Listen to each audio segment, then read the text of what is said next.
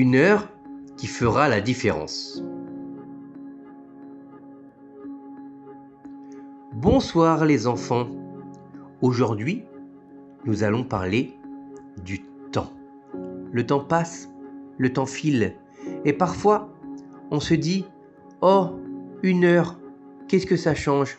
Oh, 10 minutes de plus ou 10 minutes de moins, c'est pas grave. » Mais avec l'histoire que nous allons entendre aujourd'hui, vous allez voir qu'une heure peut faire toute la différence et changer toute une vie.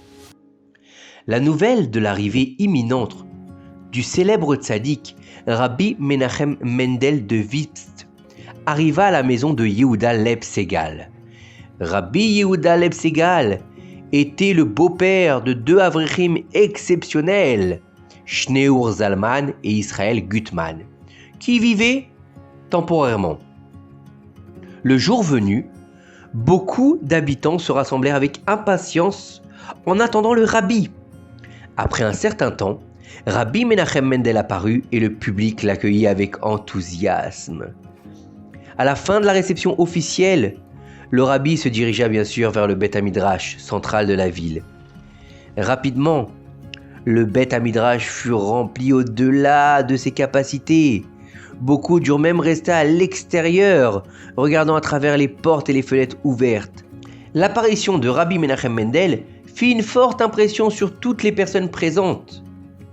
Il donna une conférence captivante sur la Torah, qui convenait à la fois aux grands érudits de la Torah et aux gens ordinaires du public. C'est ça la grandeur du tzaddik. Après la conférence, l'assemblée se tint en file indienne pour recevoir une poignée de main chaleureuse et la bénédiction du rabbi.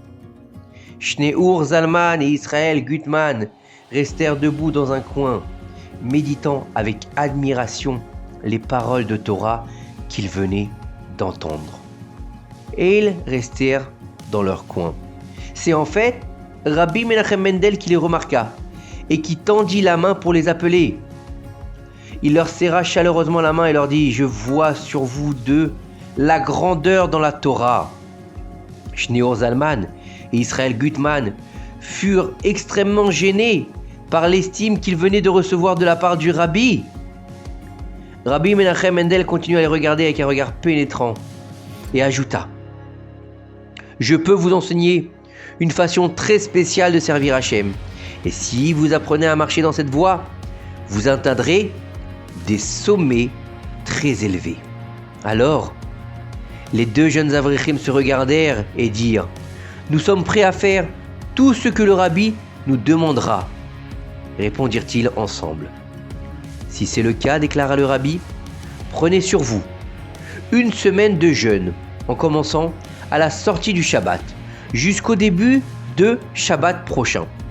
Ce n'est que le soir que vous pourrez boire de l'eau au besoin. En dehors de cela, augmentez votre temps d'étude de la Torah et ne révélez ce secret à personne. » Les deux inclinèrent la tête en accord et le rabbi continua à bénir chaleureusement la foule. Shabbat arriva et Shabbat sortit. À la fin de Shabbat, les deux avrichim commencèrent leur jeûne comme le rabbi leur avait demandé. Toute la semaine, ils réduirent leur sommeil, augmentèrent leur étude de la Torah et cachèrent toute nourriture qui leur était apportée afin de ne révéler leur secret à personne dans la maison. Vendredi après-midi, à la fin d'une semaine épuisante de jeûne et d'études intenses de Torah, les deux jeunes hommes quittèrent finalement le grenier. Avec leur corps affaibli, ils allèrent ensemble au mikvé en l'honneur de Shabbat qui allait bientôt mettre fin à leur jeûne. Quand ils entrèrent chez eux, leur beau-père remarqua immédiatement leurs mauvaises conditions physiques et leur mauvaise mine et leur dit « Bien que la Torah épuise les forces, il semble que vous ayez tous les dieux étudiés plus que d'habitude au cours de la semaine dernière. Je vous en prie, allez à la cuisine et goûtez les plats préparés pour Shabbat et renforcez-vous pour continuer votre service divin. »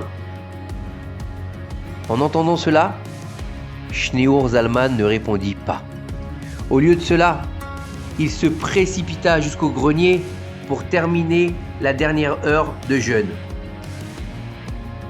Israël, d'autre part, accepta l'invitation de son beau-père. Il sentait qu'il n'était plus capable de continuer à jeûner. Et il se dit, dans sa tête bien sûr, « Oh, 1 heure ne fera pas de différence.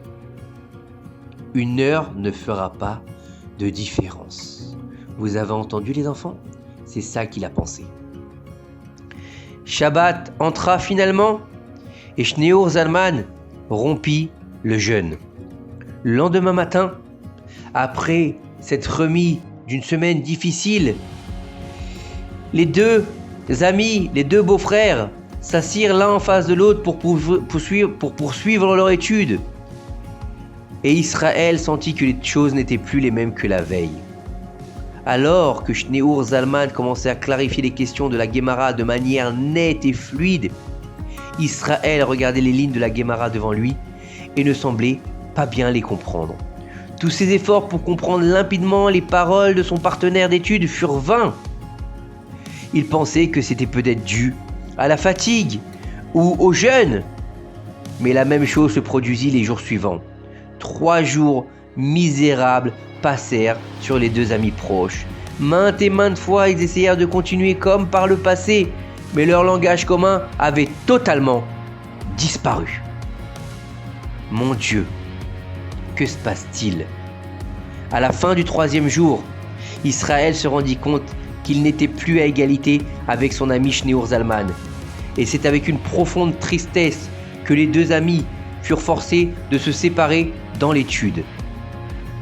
Peu de temps après, Rabbi Menachem Mendel de Vist appela Shneour Zalman et lui dit « Shneour Zalman, je voudrais que vous alliez chez le Maguid de Mézérich, car là-bas, vous vous trouverez. » Shneour Zalman, sans poser de questions, fit ce que Rabbi Menachem Mendel lui avait dit et alla à Mézérich. Là, il se trouva et commença à s'épanouir vers de nouveaux sommets. Plus tard, lorsque Rabbi Shneour Zalman de Liadi, le Baal Atania, devient l'enseignant et le rabbi de dizaines de milliers de disciples, Rabbi Israël Gutman se tenait aussi comme tous les autres devant son vieil ami et écoutait ses saintes paroles de Torah et de Chassidout. Rabbi Shneour Zalman de Liadi est devenu le Baal Atania, celui qui écrira cet ouvrage indescriptible qu'on appelle le Tanya, la Chassidout. Et Rabbi Israël Gutman devint un érudit en Torah, mais pas aussi grand que le Baal Atania. Et Rabbi Israël Gutman raconta lui-même cette suite d'événements alors qu'il était allongé sur son lit de mort. Il a raconté cette histoire à ses proches et il pleura de manière incontrôlée et en disant « À cause d'1 heure de faiblesse, j'ai perdu ma chance d'atteindre la même réalisation dans la Torah que mon ami et enseignant Rabbi Shneour Zalman. » En finissant cette déclaration, il ferma les yeux et rendit son âme à Hachem Yitbarach. Vous comprenez les enfants? Pour 1 heure de différence entre Rabbi Shneour Zalman et Rabbi Israël Gutman, un monde les a séparés. Pas seulement quelques explications, mais un monde. L'un est devenu immense en Torah, quand l'autre est stagné à son niveau de Torah. Vous voyez, 1 heure peut faire toute la différence. Et qui plus est, 1 minute, 1 seconde, quelques secondes de plus, à étudier quelques mots de plus, peuvent faire la différence. Donc si aujourd'hui, vous avez étudié un verset du Chumash, essayez d'en étudier un deuxième, une Mishnah et une autre. Et puis, chaque jour, essayez d'ajouter à votre étude de la Torah pour vous rapprocher d'Hachem Yitbarach. À très bientôt.